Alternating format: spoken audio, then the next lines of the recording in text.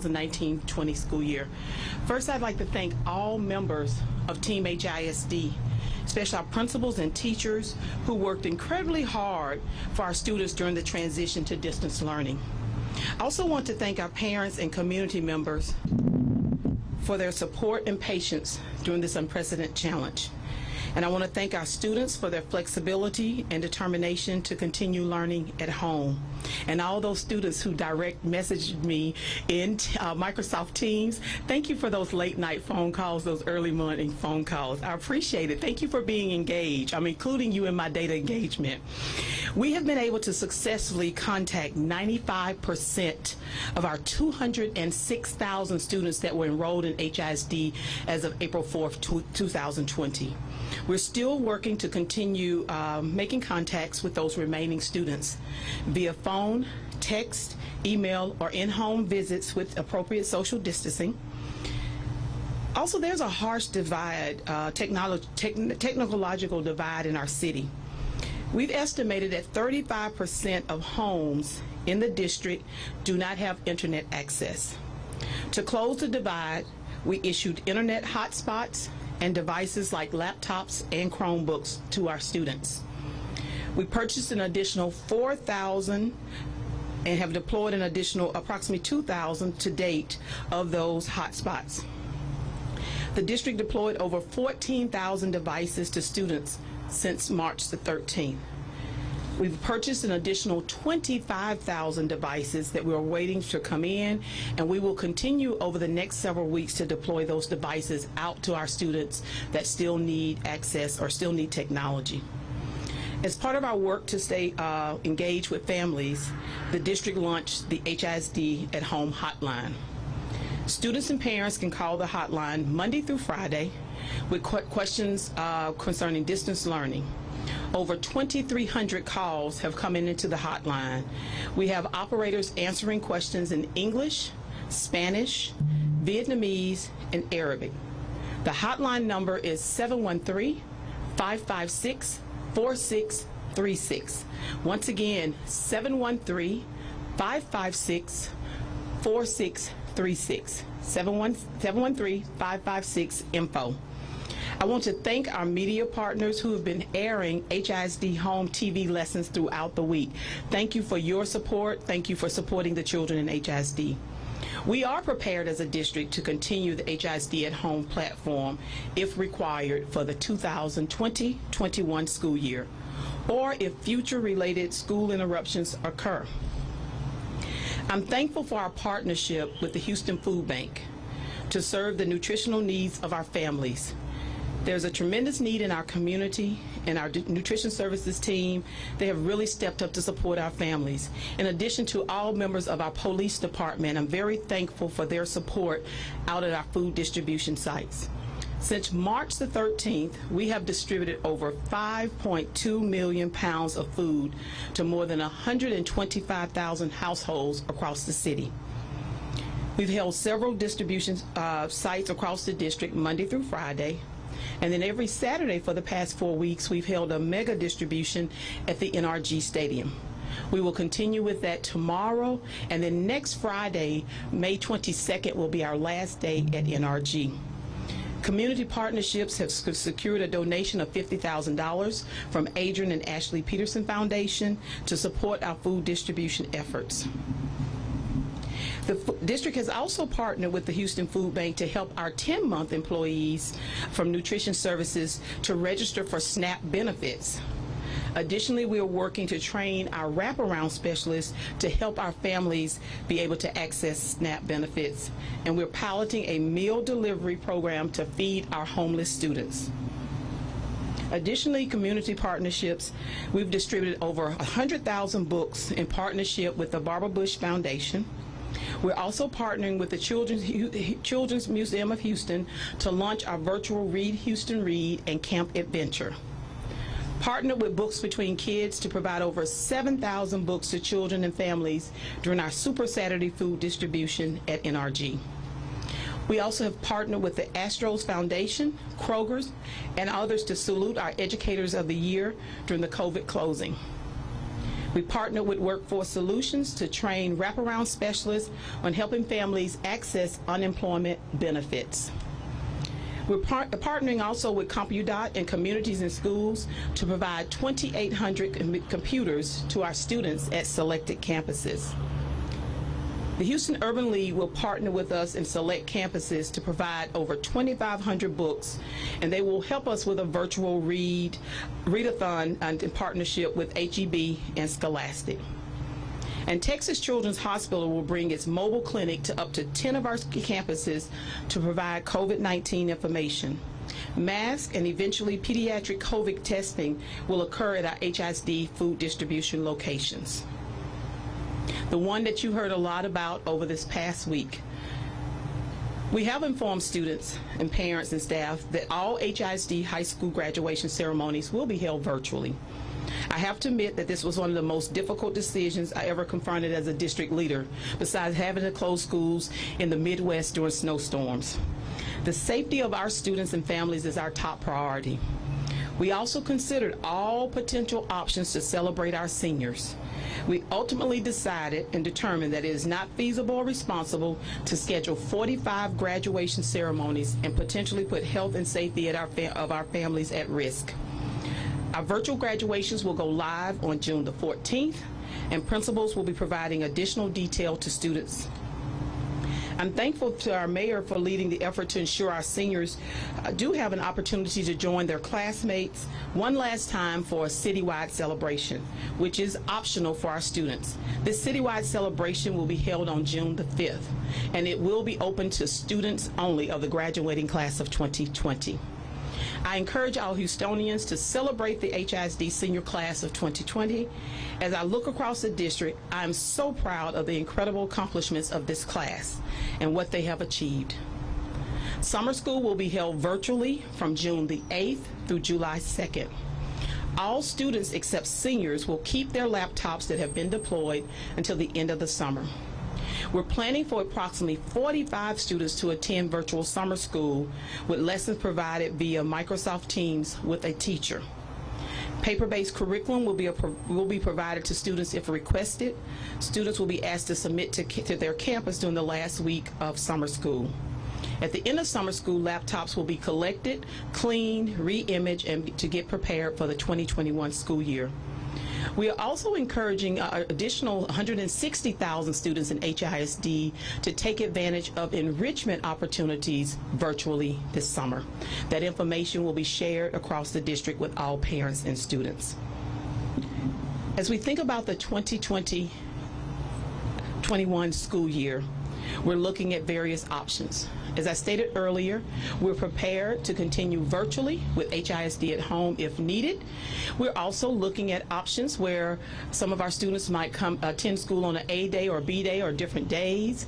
We're also looking at some students being virtually online the entire first semester or possibly the entire school year.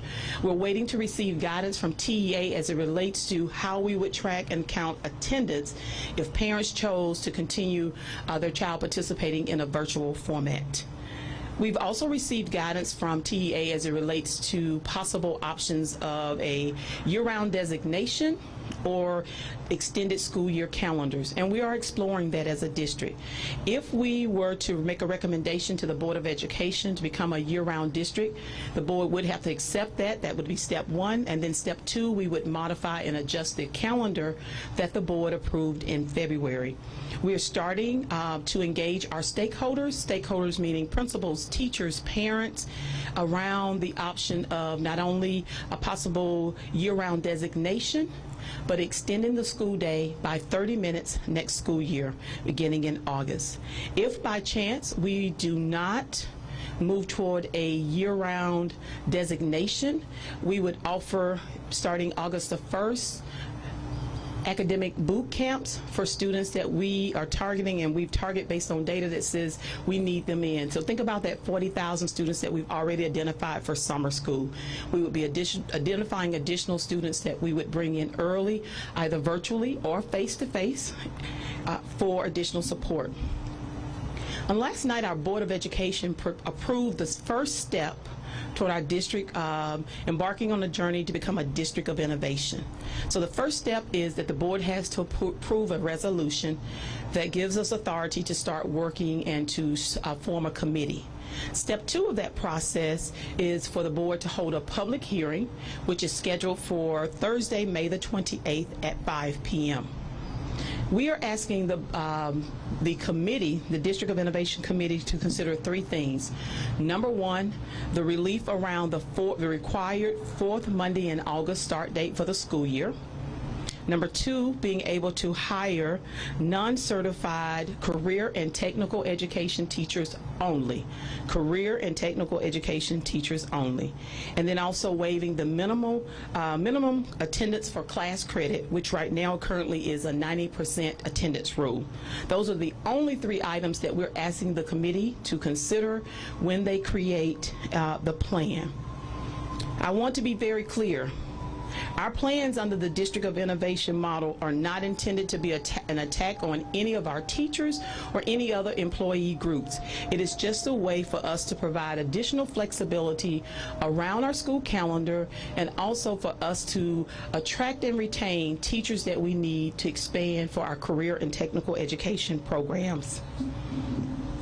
We have continued to provide mentoring support for our Ascending to Men program students who are in our mentoring program, also for our Roses students, those are young ladies in our mentoring program, and also for our Miles Ahead Scholar students. Those students are students from Wheatley High School, Cashmere High School, and Worthing High School.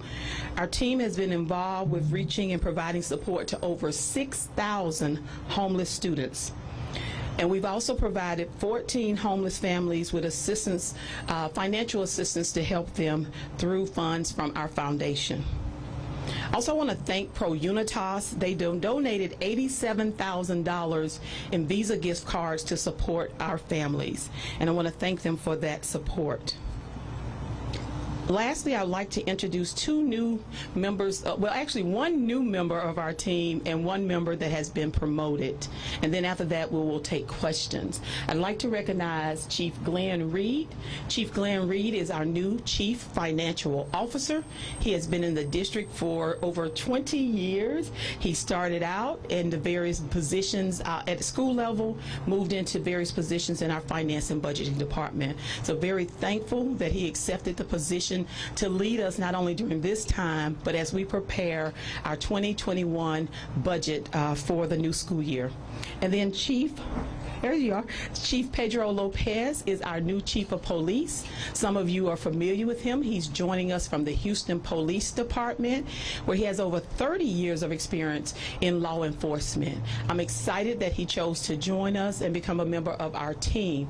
I'm excited about where we are headed as a district, and I want to thank these 2 young men or gentlemen for joining me.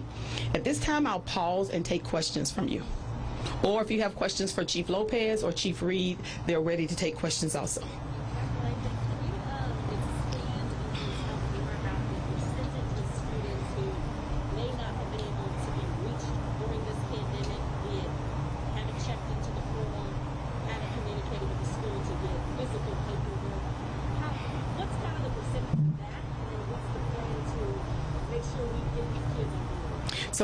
So the level of engagement and contact has been at around 95%.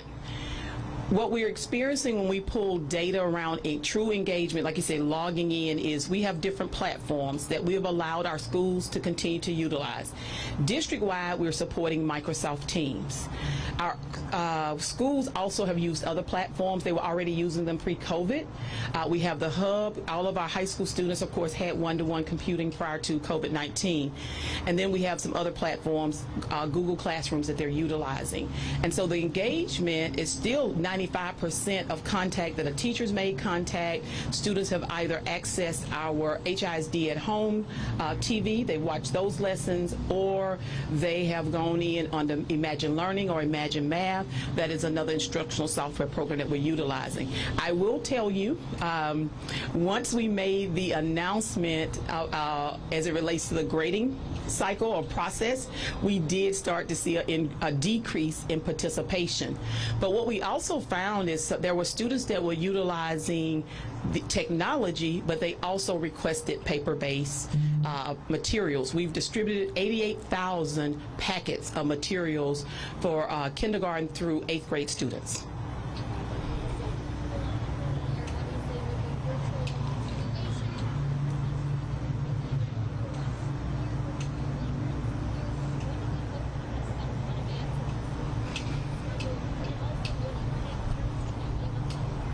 Thank you. So the question was, when do we expect to have a timeline around the 2021 school year as it relates to whether we're virtual or face-to-face?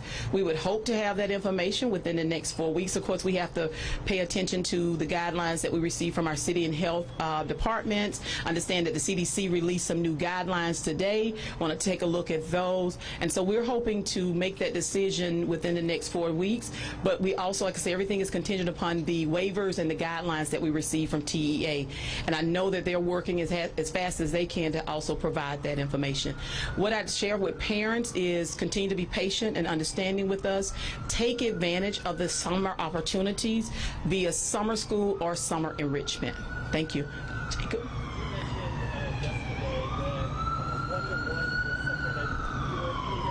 Yes.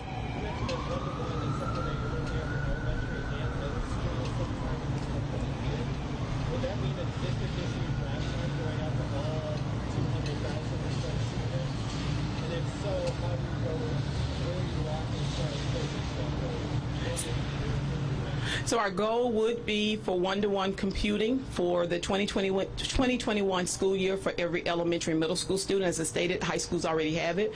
We're continuing to purchase laptops and Chromebooks as they come in.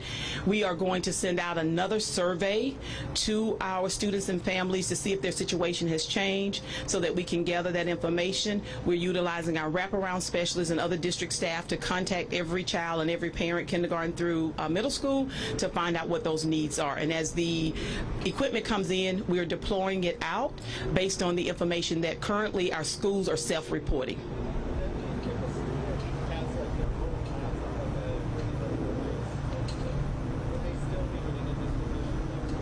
They have the option, and our high school students do that now. They have the option to opt out, not to accept the laptop that we will be providing. We have, I said, most recently we ordered 25,000, and I don't see Chief Gilhousen. We do have kind of an estimate of what we have. I just don't have that number in front of me, but I'm sure you'll send me an email or Rebecca to ask us for that number. I'll get it to you. Yes, sir.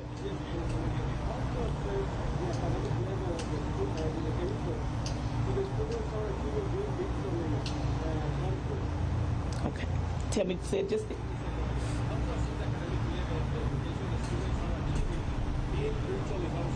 So what we're doing to assess the academic level is when we prepare for summer school, the students that will be participating in summer school, we're going to assess their academic level, and then when we return in 2020, we will be assessing all students' academic level so that we can develop a baseline of what we need to do to support those students for the 2021 school year. I understand grades are due, common grades for this year are due May 22nd, and if that's true, what does the rest of the academic year look like virtually learning for the last couple of weeks? So grades normally, normally grades for seniors are due earlier, and then the grades for all other students are due at the last week of school. And so once everything is finalized, because like I said, teachers still need to check the home-based packets or the instructional packets that were also sent out. And then grades will be distributed after the June 1st like they normally are. I have another quick question from a co-worker line. CDC guidelines for reopening schools released yesterday recommends that schools screen students and staff and take history of possible exposure before they go into the school. Do you guys have a plan for that? And then also, if at some point we get back in the classroom, how many could potentially be in each classroom with social distancing? So we do have a plan in place. We actually have a plan in place for our nurses and other district staff to check temperatures, to get that medical information, ensuring though that we still follow confidential guidelines. And so we have that information or those survey questions that the nurses would answer. As it relates to the number of students in a classroom or even on a bus, we're still working on that and looking at that information and based on those recommendations that, like you said, could possibly come from the CDC.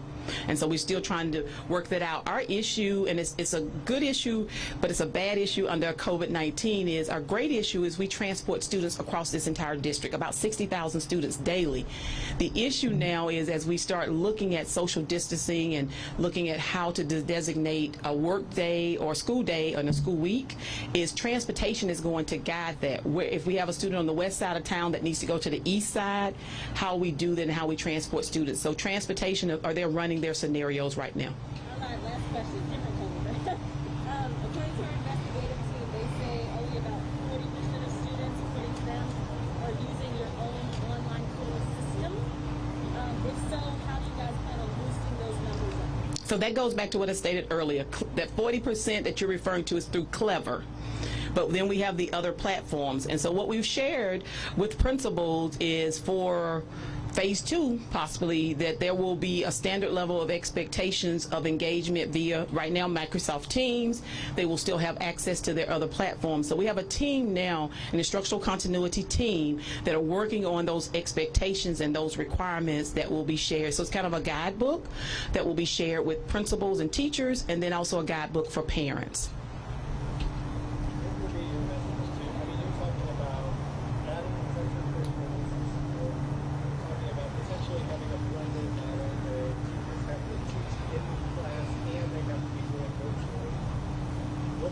Will there be extra pay that you're doing that for teachers? And B, what would be your message about their workload?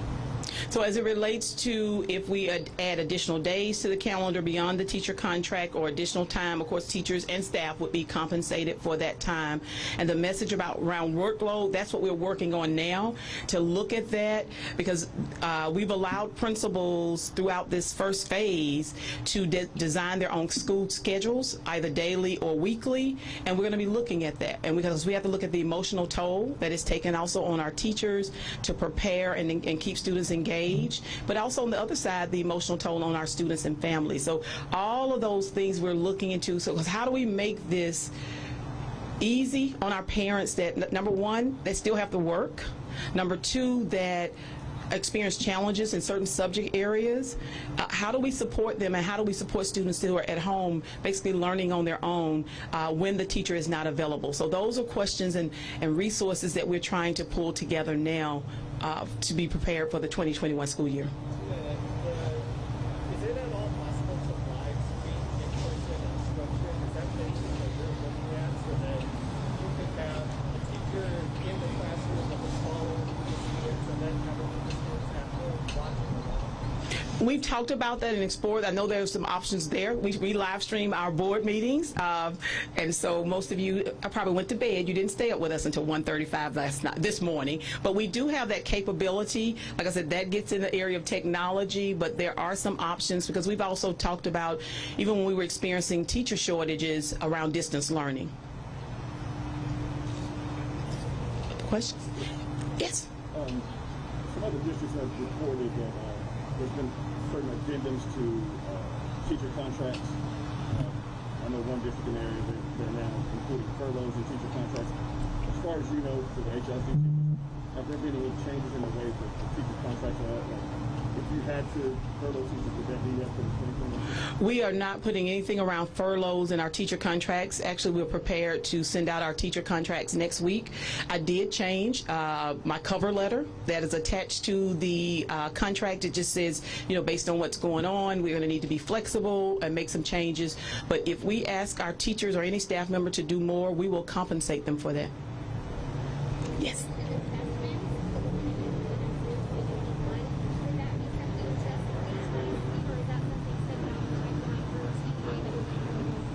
No. Those assessments would be HISD. We administer assessments even when we are face-to-face, so we would continue with that. We just have to look at how we are going to administer those assessments virtually, so that the accountability and integrity of those scores are accurate. So that's what we're working on as far as that challenge right now. So we're going to see how it goes with the AP exams, and look to see if we can get some feedback around that.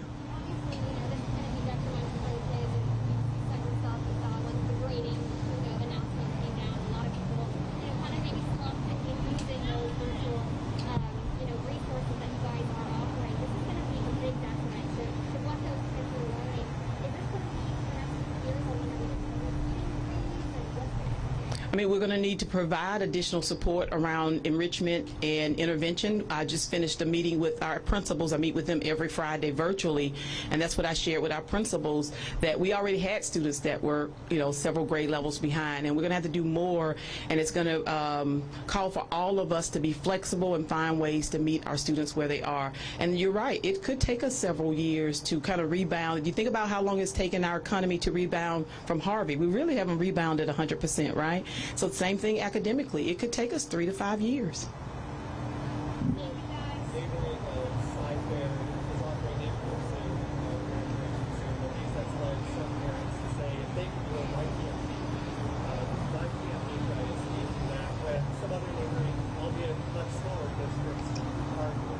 Right. We have 45 high school graduations that we hold annually, and when we started looking and trying to devise plans of, okay, stadiums, outdoors, the number of people, we were very concerned about being able to ensure that people would be social distancing, would be wearing masks, and we just felt that we just could not put our staff at risk either, because that means if you come into a graduation, if you don't have on a mask, if you're not willing to social distance, that means I have to have a police officer or another staff member try to get you to comply. Then when you refuse, it could just turn into other situations. So those are the different scenarios that we looked at when making the decision. And you're right, some of the districts can do that, but they're much smaller than we are. Thank you all. Thank you for coming out this morning. Thank you.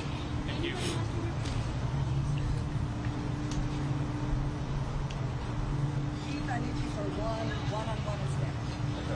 Thank you, everybody. Thank you. Thanks for social distancing.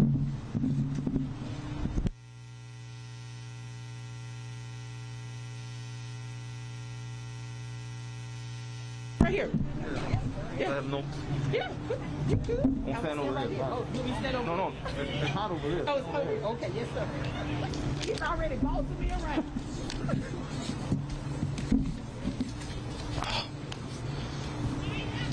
I say next time we do this, we'll do it about 6 o'clock in the morning.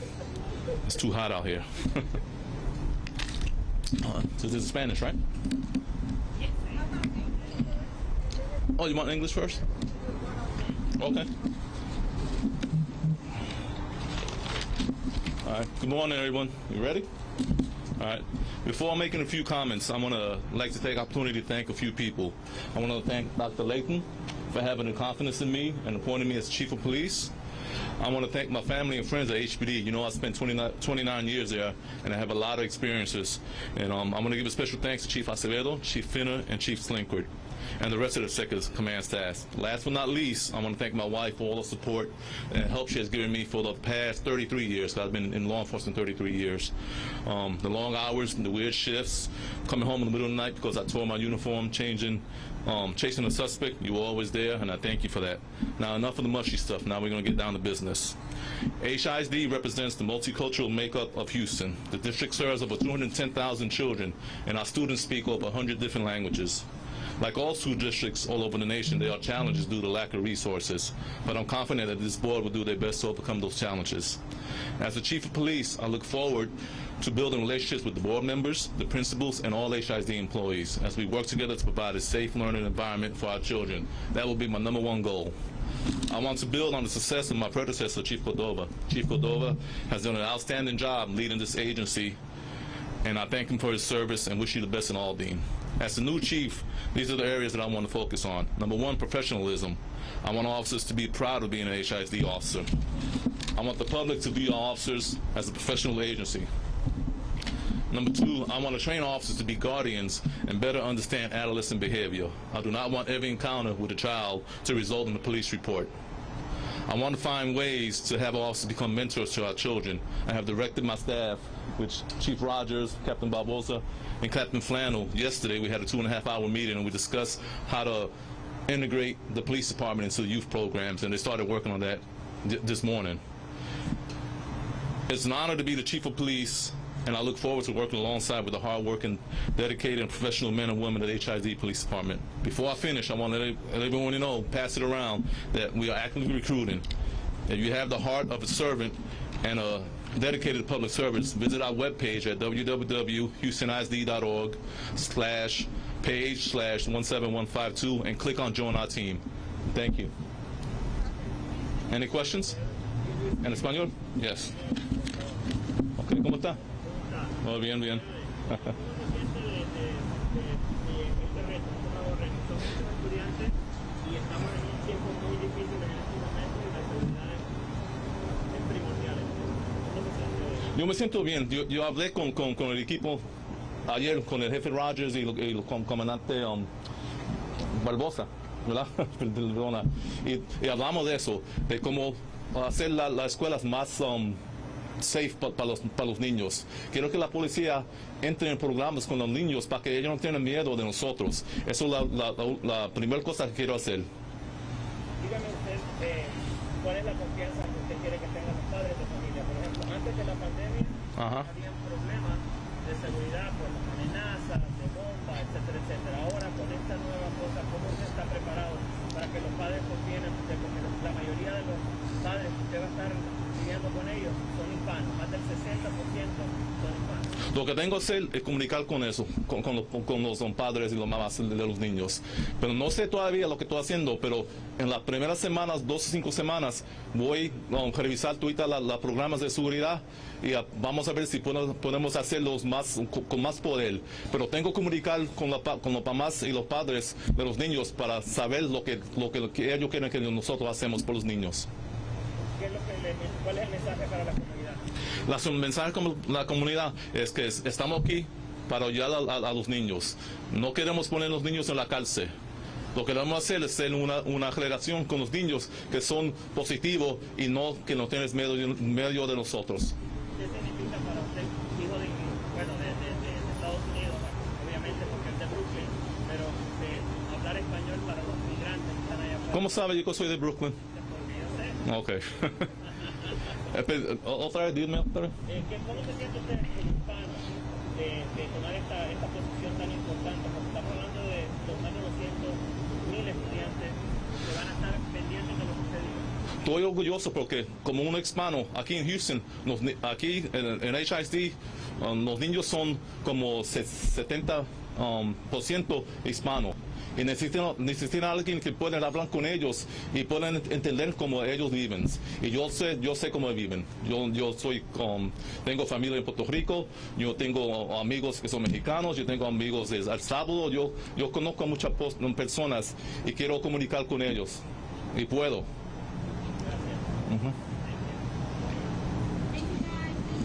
Okay. Okay.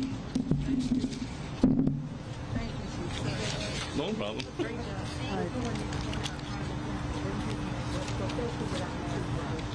Yes, sir. That's where you're from? All right.